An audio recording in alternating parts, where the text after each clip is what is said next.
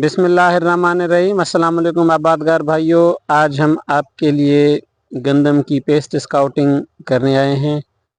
बाज़ औक़ात जो हमें ख़दशे होते हैं कि गंदम में कोई बीमारी तो नहीं ले गई, कोई रस्ट तो नहीं आई। हम बाज़ औक़ात जो पीले पत्ते होते हैं वो ढूंढ रहे होते हैं। देखें आप, अभी आपको एक पीला पत्ता नज़र आ रहा होगा।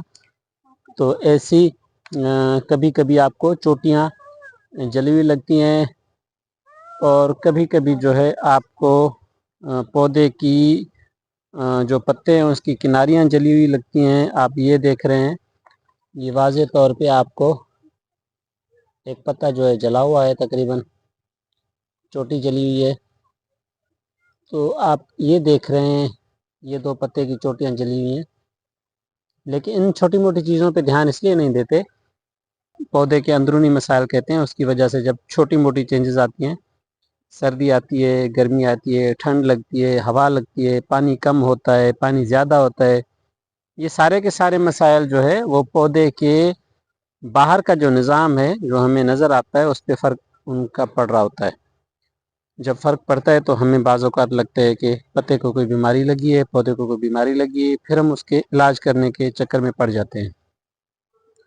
अगर आपका फसल इस सूरत हाल में है, जिस सूरत हाल में अभी आपको फसल नज़र आ रहा है, और इसमें आपको कोई पत्ता, कोई पत्ते का किनारा या उसकी चोटी या पत्ते का कोना जला हुआ नज़र आ रहा हो, तो परेशान होने की ज़रूरत नहीं है। इस वक्त ना तो हमारे लिए कोई खाद फ़ायदेमंद हो सकती है, ना ही कोई जहर पाशी इस वक्त फ़ायदेमंद हो सकती है, क्योंकि गंदम का सिट्टा निकल चुका है, दाना बनने का अमल शुरू होने को है। तो इस वक्त में हमें कोई भी जो है ना खाद या कोई भी हमारा जो केमिकल है इस वक्त फ़ायदा नहीं देगा।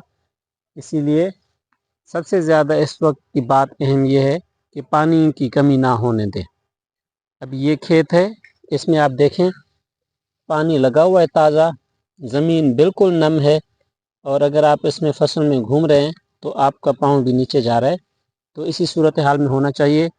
आज के बाद या 10 दिन बाद तक ये नमी रहेगी, और इस नमी के मौसम में इन सिट्टों की पॉलिनेशन का अमल, नर मादा के मिलाप का अमल वो भी हो जाएगा, दाना भी भर जाएगा, दूधिया स्टेज भी गुजर जाएगी और दाना अपनी पकने की मराहल में चला जाएगा। इसीलिए इस वक्त जहरपाशी और इस वक्त खाद की अदायगी बेसूद है, इसलिए उसे इज्तनाब करें। अपने फसल को रोज़ाना के बुनियाद पर मॉनिटरिंग करते रहें।